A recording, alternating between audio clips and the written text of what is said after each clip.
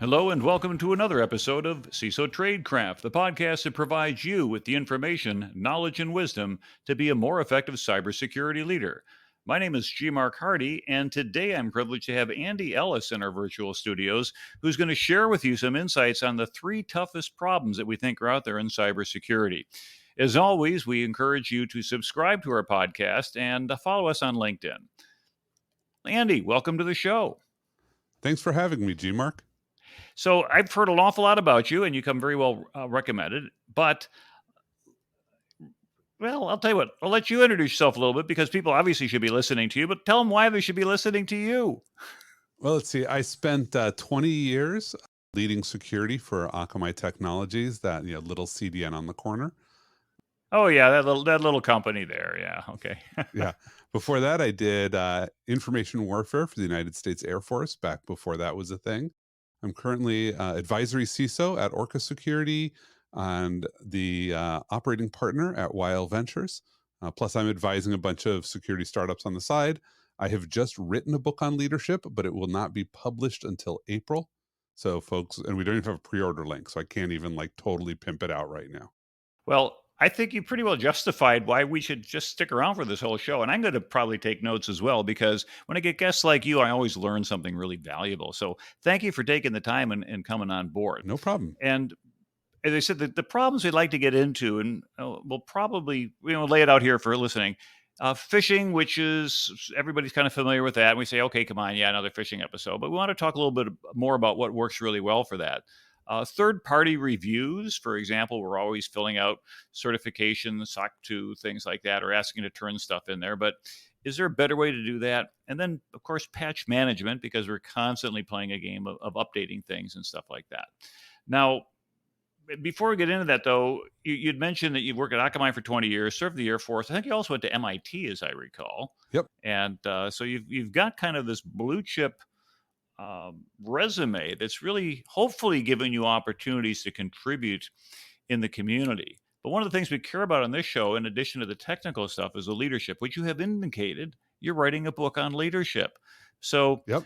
where do you think technology stops and leadership begins in a cybersecurity career? Oh, I think that leadership begins at the very start of your career, and I don't think technology ever stops. That said, it's that classic, a little bit at the beginning of leadership and a lot of technology. As you move up, you basically become limited by whatever is your weakness. So if you're not strong on leadership, you're going to discover that you are limited in how well you can sort of operate. And I like to think of skills. I like the PowerPoint model, PPT. T is for technical. So a technical skill is anything where you interact with the world and change it. So when you write code, that's a technical skill. When you write English words, that's also a technical skill. We should recognize that you directly interacting with something is you changing the world. The first P or second letter is people skills, which is the ability to directly change what other people do so that you can affect the world through them. So direct people management, some forms of influence, project management tend to fall into that category. How do you get other people to make these changes? And a lot of people think that that's what leadership is. And it's just one component of it, is the ability to directly affect humans. It's really more management. The skill that a lot of people tend to miss out on are the process skills, which is how do you make organizations continue to change the world on your behalf, even when you're not directly interacting with them. That's the hardest skill set. It's the one people often sort of leave behind. We often really underrate it because it's the project managers in our organization who are really good at this, and we like to pretend that they're a dime a dozen. Whereas I would rather have one great project manager than three great software engineers. Well, that's an insight. So, we have technology, people, and process in that order, and that the influence on others is really huge. And the idea about a process for people to think about it is, if you're goal oriented, if you try to get stuff done, you're constantly trying to catch up. I think I got this from Farnham Street just this past weekend. And if you're focused on process, it's repeatable. Every day you work the process, you're making progress toward your goal. And for those who say, hey, I've got this huge, difficult task to obtain or to attain, until you actually get there, you don't feel like a sense of success. But if you work the process over and over again, every day you gain some accomplishment. You're moving toward it. And it's something that reinforces itself. Right. And if you understand that it's a process and you know how to manage the process, then you'll keep making that progress. But if you're a technologist at heart, you often will try to shortcut the process and you end up implementing things that don't work or never get deployed. Like, how many people in their career, and almost everybody has the horror story of something that they spent a ton of time on and it never got rolled out. That's a Yeah, process failure.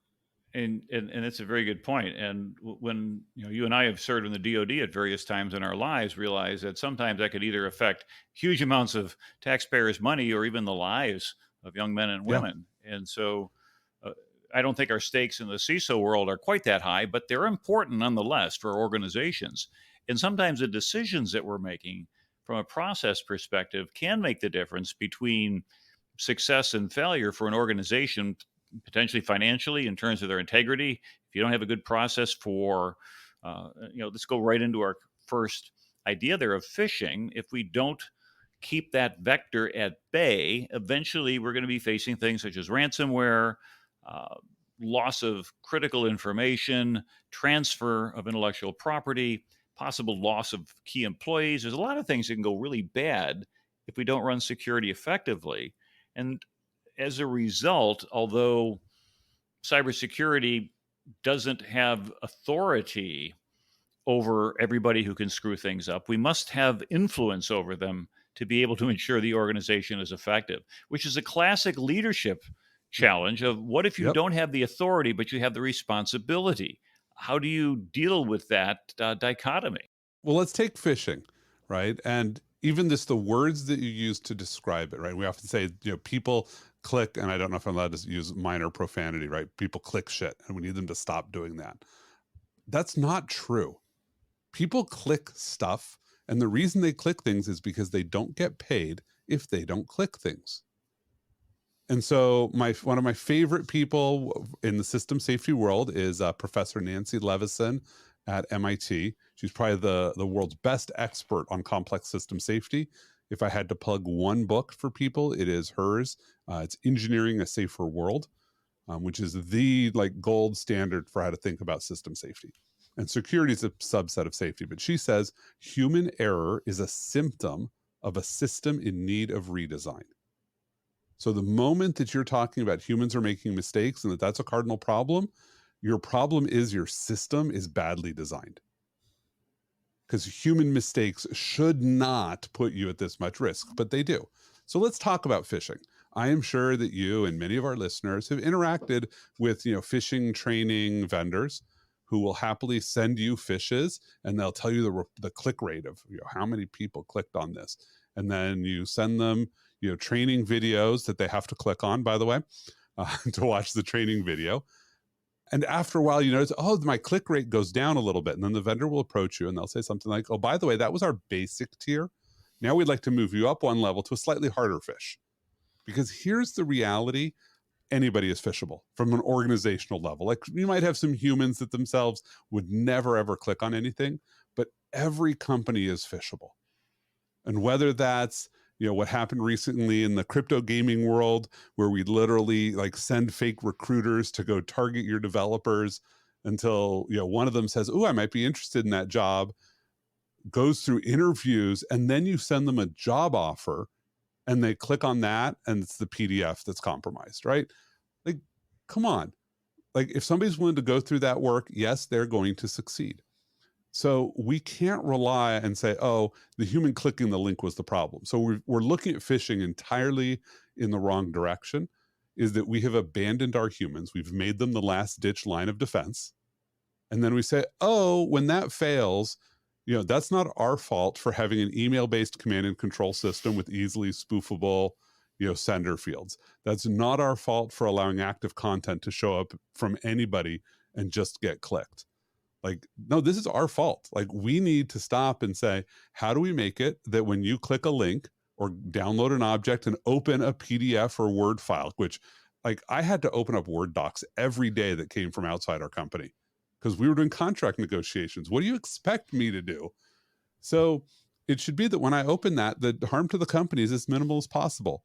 And whether that's detonating sandboxes or, God, I just met with a company that literally just takes all the content out of a Word file and then puts it into a new template. It's like, oh yeah, we're going to strip out all of the macros, but we'll basically just give you the text with the formatting. And like, you will never notice whether it was Word or Excel or whatever. I'm like, great, that's a good step. Send me a Google Doc next. That's a little bit better. We're going to go back to Notepad and text files, okay? Right, but the idea is like we send a Word doc around, and a Word doc is a program, right? It is not a document; it's a program.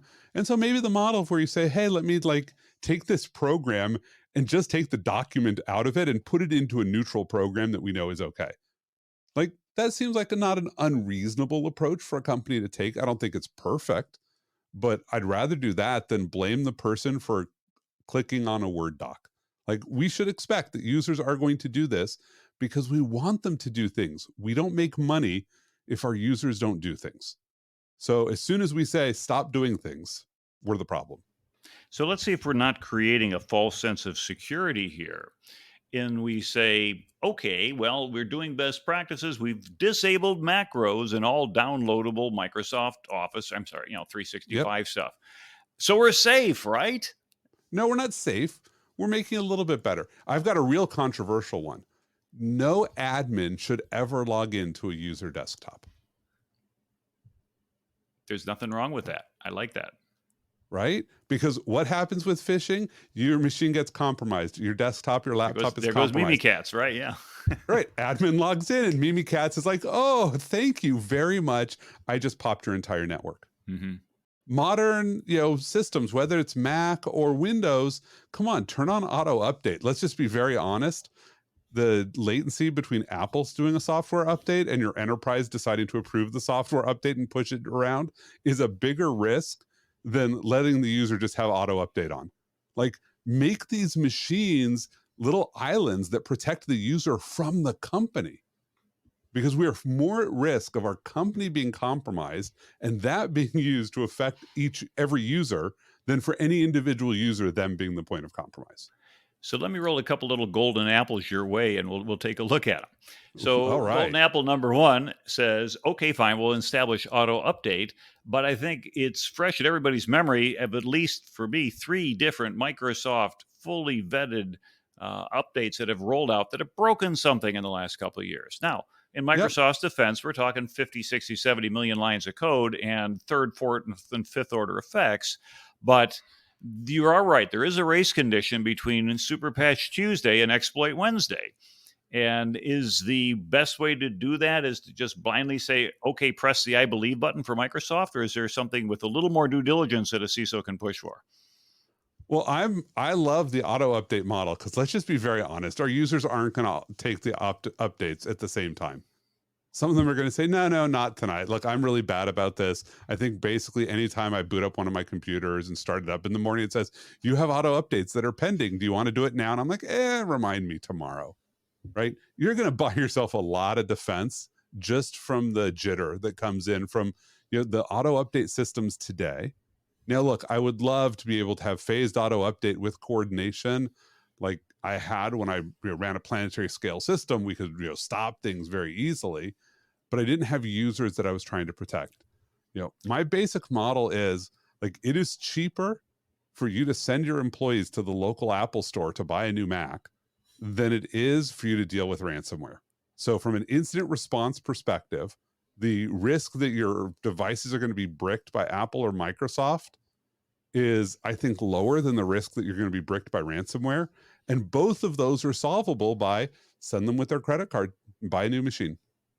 All right, I'll give you a point for that one. So that sounds good. Here's the other golden apple rolling your way. We talk about being able to go ahead and educate our users, and some people may say, "Okay, I've got 10,000 employees in my enterprise, and I make them sit down for an hour's worth of cybersecurity phishing training. That's 10,000 lost work hours or 5 full-time equivalent years of effort." And quite honestly, I don't think that this education is going to give me 5 years of value, so I'm not going to do it. Thoughts for people who kind of, executives who present that type of counter argument toward the proposal to create an effective awareness training program?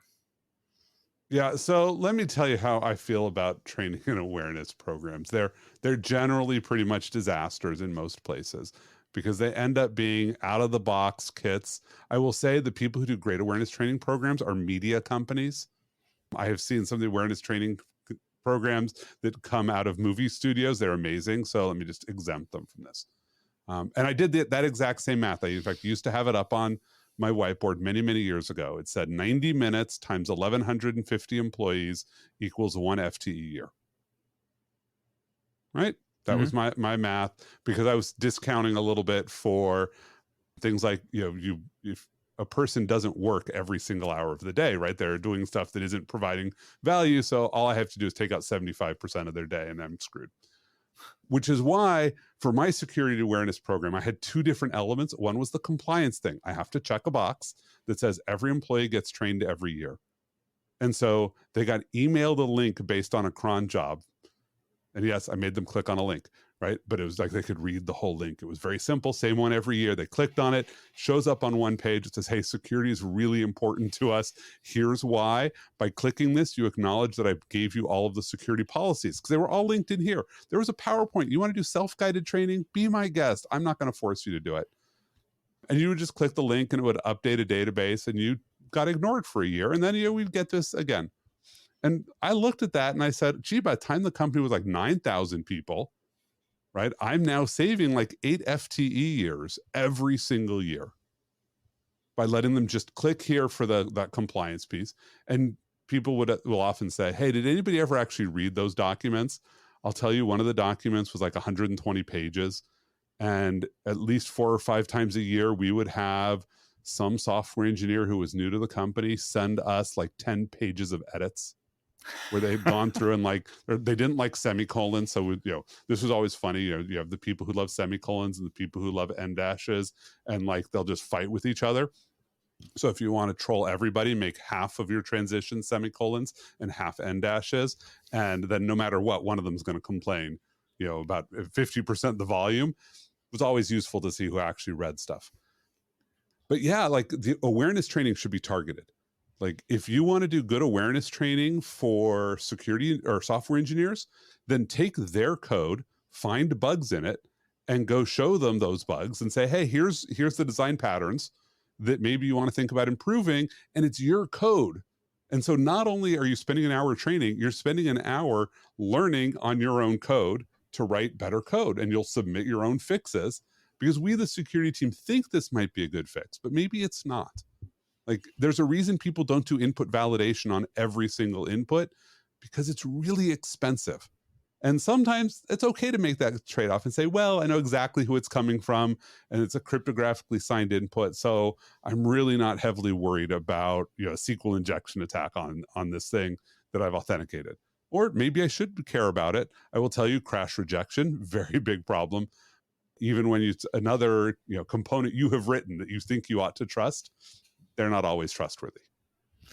So it's interesting that then the effective cybersecurity education and training of which you speak goes far beyond compliance. In fact, if you're only compliance focused, you're going to miss it entirely, because looking at compliance means you're not going to take the time to customize it. You're not going to take the Right. time to look into what makes my organization unique, and more specifically, what makes these job roles somewhat unique insofar as I can tailor security education or awareness training so that people get it. I don't bore them Right. with a 45-minute lecture of, okay, we're going to paint into every last corner here. And people are like, I don't care about the left, right, and bottom corners. I only care about this one right here. Yeah, no, my favorite is like go watch like the code of ethics trainings that companies do.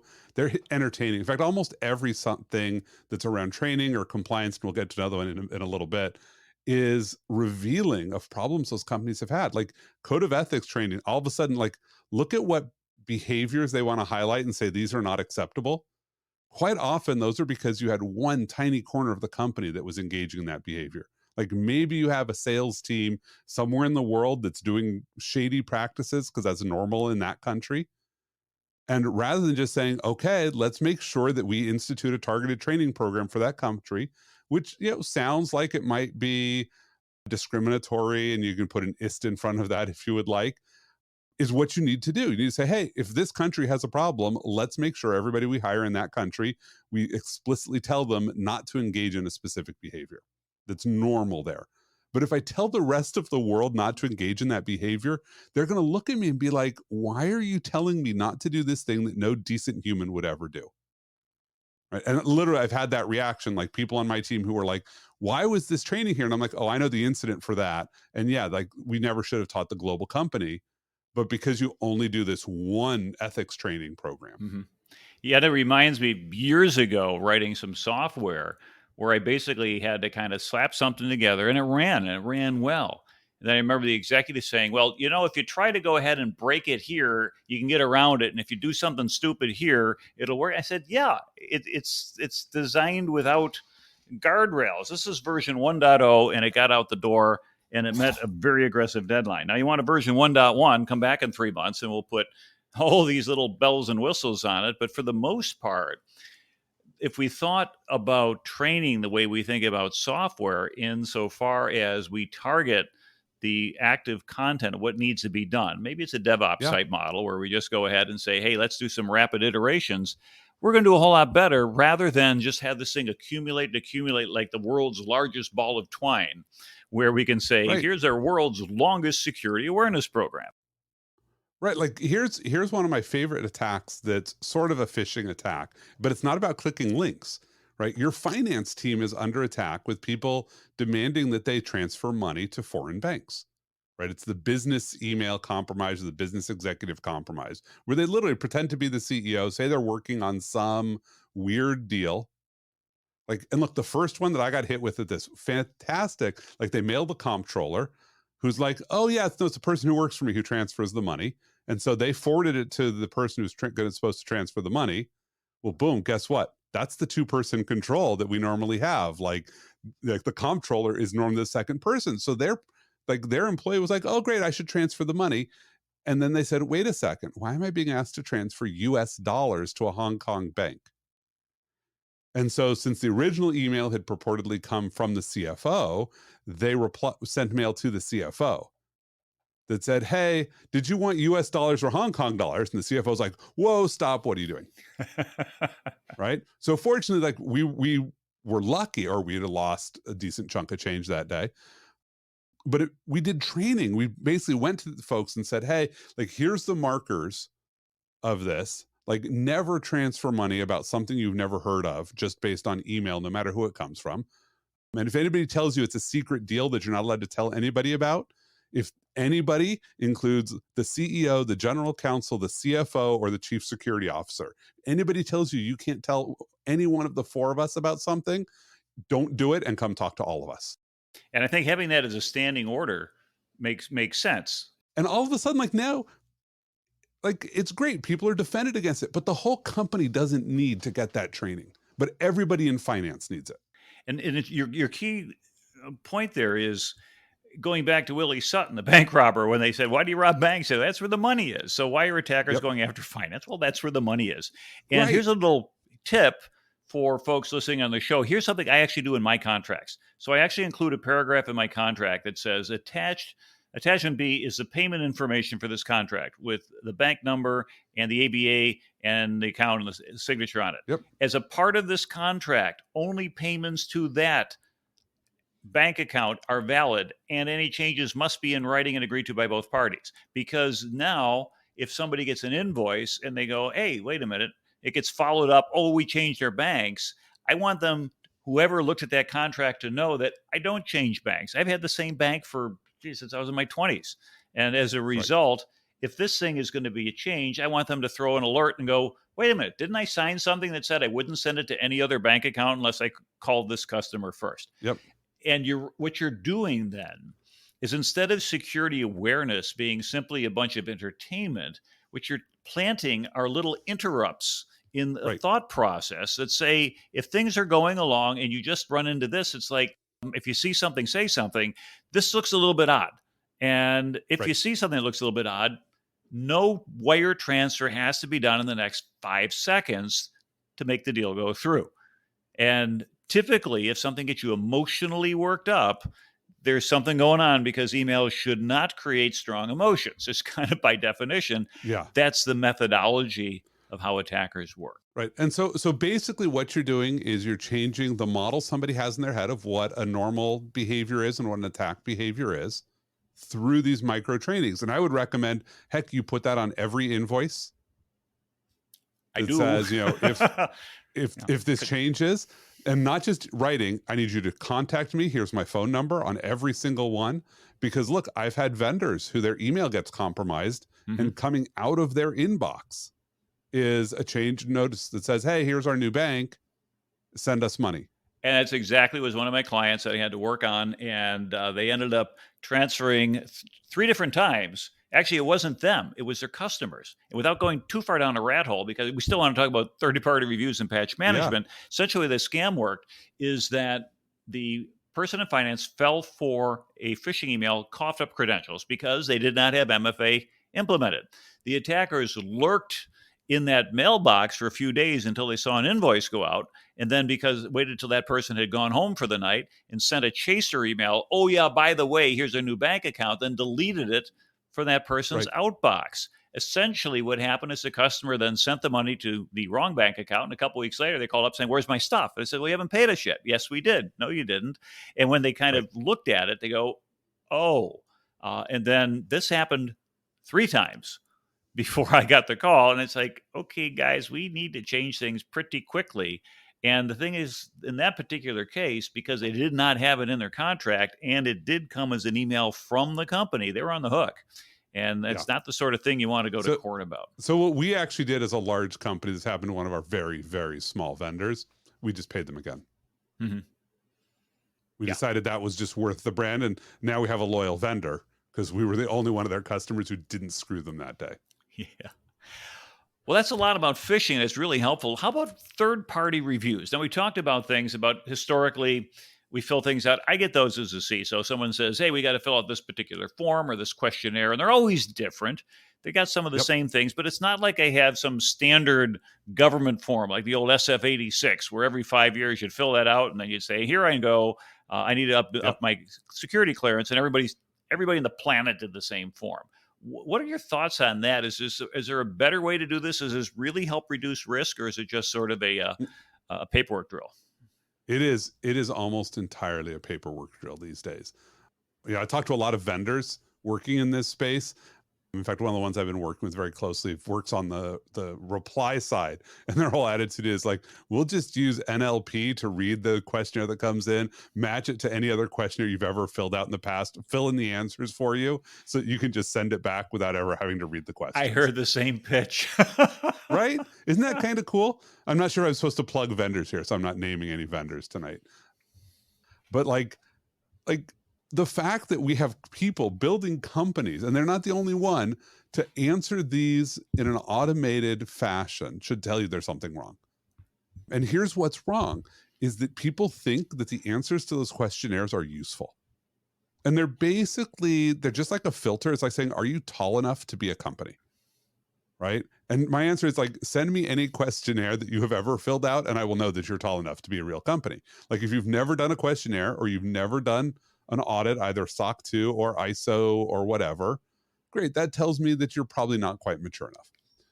But now that I know that you might be mature enough, like I need to ask real questions. And the real questions are not like, do you encrypt your backups? Because the real answer, first of all, is everybody lies. And they don't lie intentionally. They lie because the people filling out these forms are very rarely architects who understand the system. And so it's very easy in translation for things to get lost. And every vendor worth their salt knows they have to say yes to every question. That saying no is not acceptable because the last time they said no, they got pulled into meetings and had to put in a plan of action and milestones. And they're very tired about that. So, like, okay, figure out what we have to do to just say yes everywhere.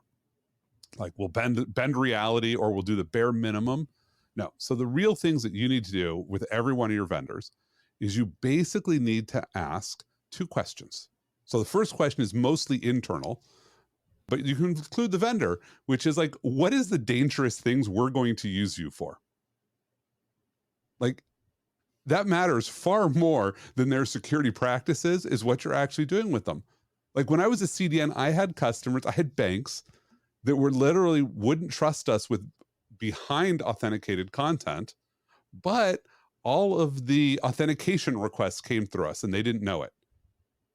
And it wasn't until we had this conversation, we said, hey, did you realize that like we have all of your authentication tokens and you're passing them around in URLs that we log?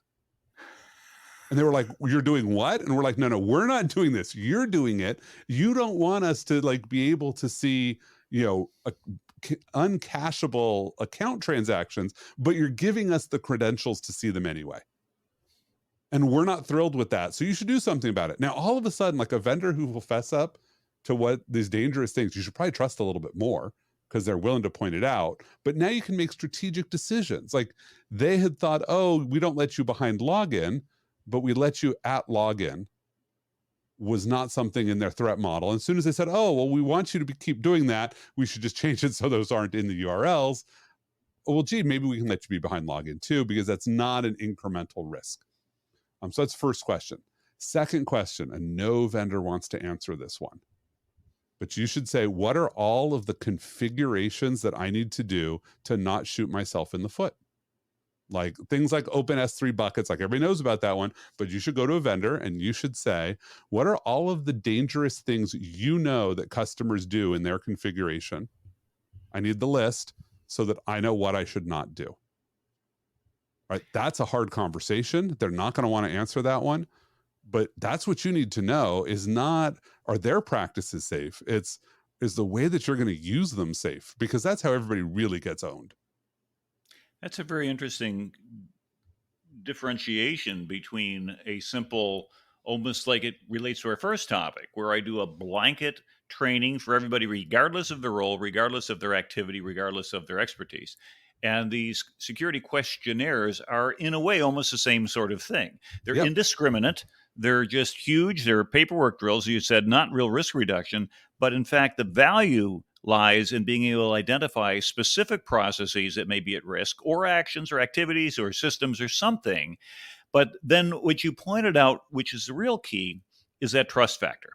How do Yep. I, as a postulant vendor or somebody where we're trying to create a business relationship, there's always a desire to put on a strutting show and make yourself look impregnable instead of saying, I'm really vulnerable and let me show you where I'm kind of weak at. Not so much Right. that I want you to run away screaming saying he's weak, but want to say, hey, you know what? We got something that addresses that really well. Let's team up and fix that so we both get better and we can work together.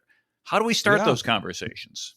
Well, I think that's how you start them by saying, what could we do wrong? Like, and sometimes you can start it by, it's obvious. Like, gee, when I was running a CDN, if you didn't realize that the most obvious thing we could do wrong was to cache things that were uncacheable, maybe you should start over again. But that was where I would start. I'd say, look, like, if you have PDFs and you're marking PDFs as cacheable, but you're dynamically creating, say, tax form.pdf at tax time, you're going to have a bad day. Yeah. Right. So I remember the day that we went in and said, default configurations, PDFs are now going to be uncacheable. And customers have to ask us to make them cacheable.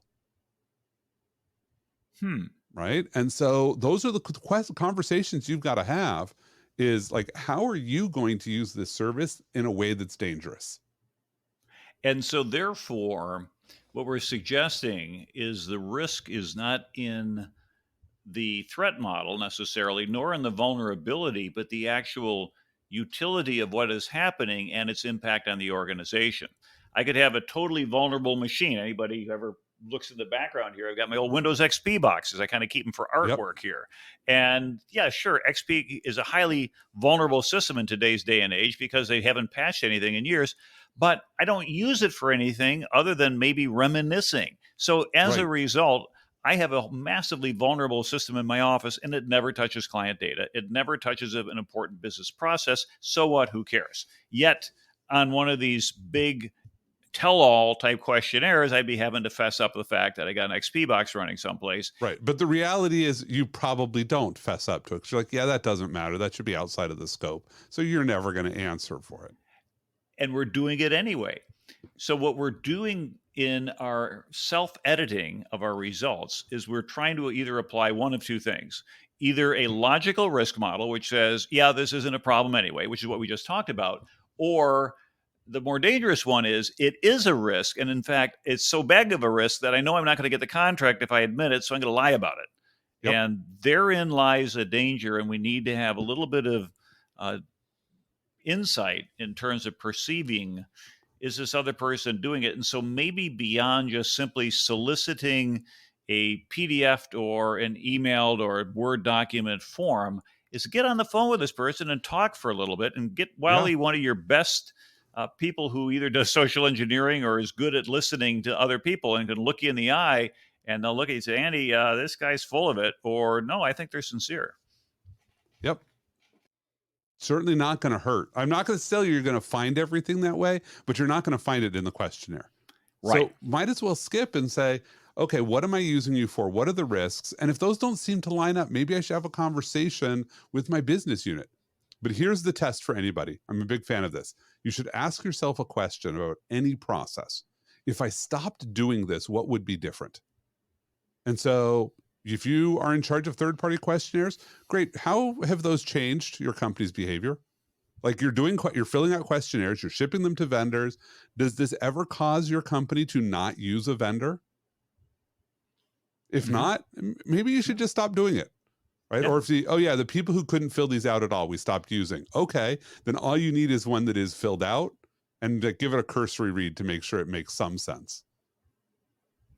And then you can break that logjam and move forward. Yeah. So we've talked about phishing and the ideas behind that, and really even before that, the idea of technology and people and process. When we looked at phishing, we talked about the lack of value of a one size fits all and being able to apply sort of customized ideas. Looking here at the third party reviews, similar sort of reflection insofar as a PDF form or some blanket statement doesn't really give us a risk reduction per se, but it's rather understanding the utility of either the function or the data or the business process and what the criticality is of that to the organization. And from there, we discern risk. So, the third topic I wanted to mention to you in the time we have remaining is the idea of patch management, because a lot of companies, you see that this is a huge issue trying to patch these vulnerabilities, and it can never end. It is a job that never ends. It goes on and on, my friends.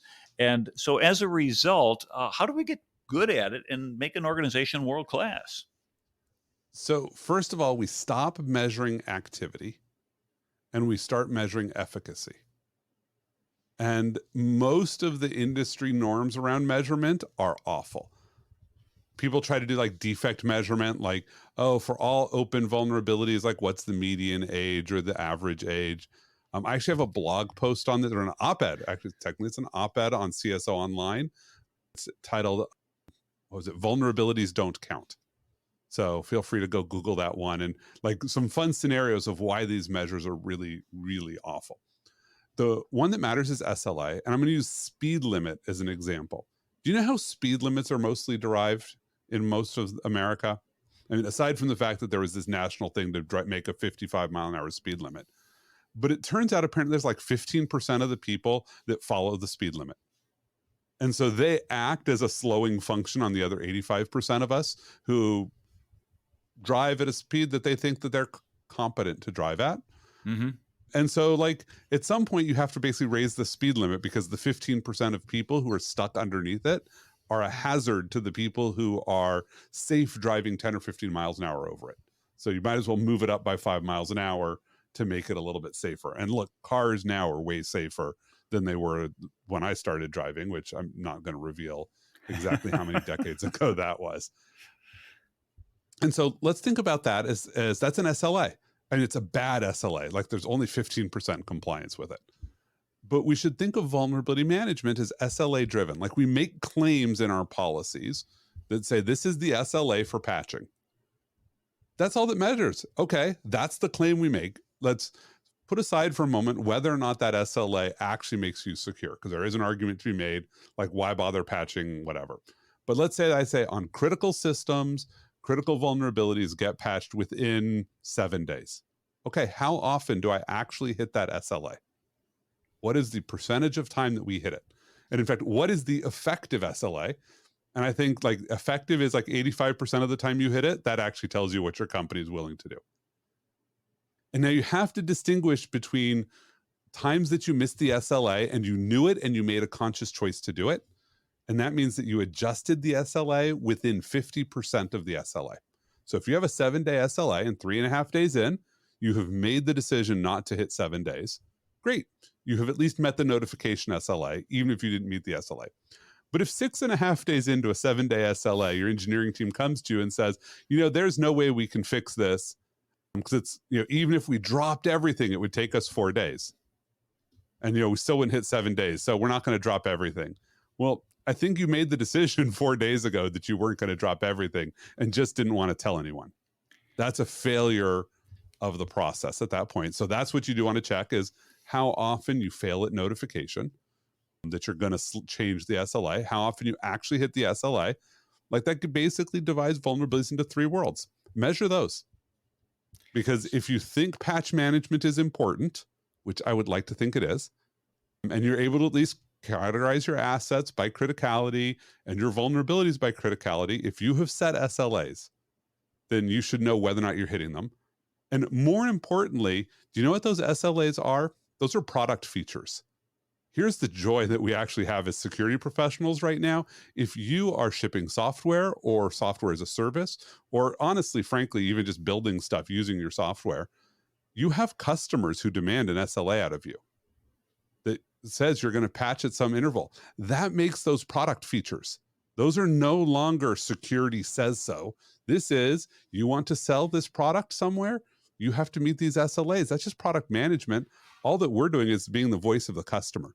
So I was a big fan of going to engineering teams and saying, by the way, you're in charge of setting your own SLA.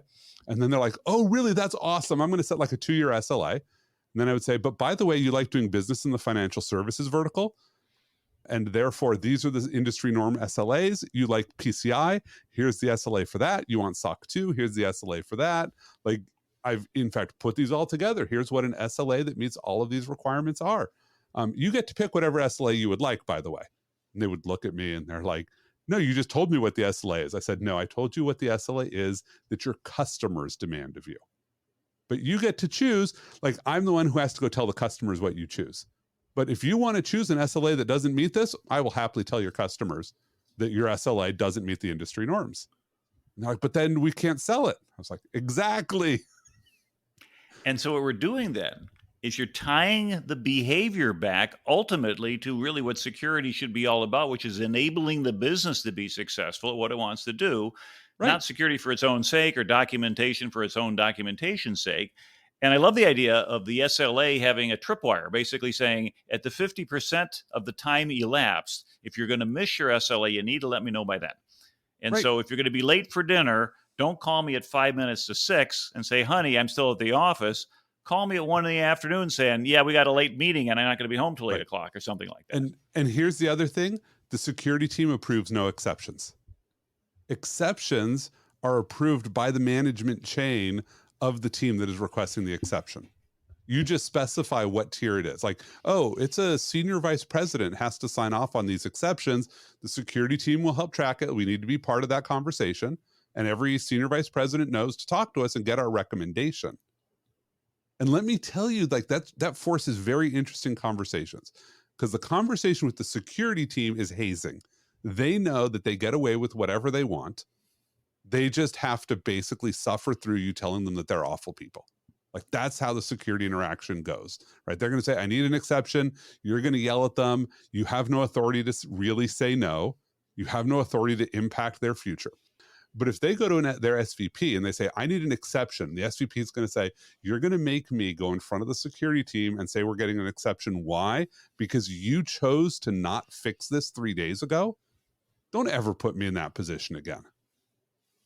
And that's a real threat. And the accountability is going to be imposed not by security, but by the business units. Right. But by their management. Mm-hmm. It's like, you are embarrassing me because you don't have your act together enough to have filled out the form 3 days ago. Because you basically took away from me, like I'm the SVP, I get to decide if what's at risk here is a product release versus us, meeting my security requirements. And I have to pick one versus the other. That's my choice. That's not your choice. Like you're an engineering manager. You don't get to choose. By not telling me until it was too late, You chose for me and you have now trapped me and you have exceeded your authority. And so make sure the person whose authority it really is gets involved and let them fight. Like, I'm a huge believer in let's you and him fight is a great strategy. I don't ever want to be the one in the middle of the fight. Let's let other people fight. I love that. Well, we're kind of getting close to the end of our 45 minutes, which went really fast. And I thought this was fascinating. And I could probably talk another 45 minutes, but I don't know if our listeners want to stick around there for. But before we wrap up, Andy, and yeah, we'll get you back. Any thoughts that you have or any closing comments that you might want to add? Well, first of all, this is fantastic. I love these great conversations.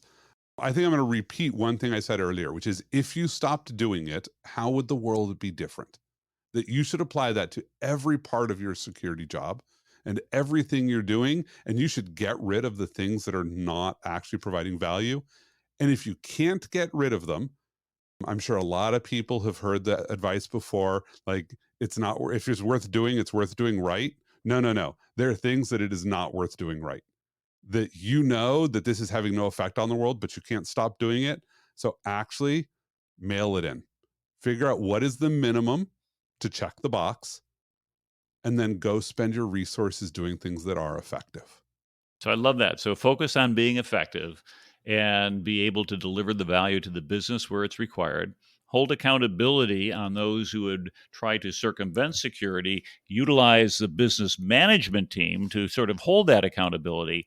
And all of a sudden, what you find out is your job is a little bit less stressful and perhaps a lot more effective insofar as you get all these resources lining up. This has been a really fascinating call, and I really thank you for being on the show. This is G. Mark Hardy, your host here at CISO Tradecraft. Happy to share the microphone this time with Andy Ellis, who has a leadership book coming out. And so when we get the links to it at some point, we'll put it up on our site. And anybody else who has any questions, they can go ahead and send it to us. Send it to gmark at CISOTradecraft.com or go to our LinkedIn page and send us a note. Thank you very much for listening in. And until next time, stay safe.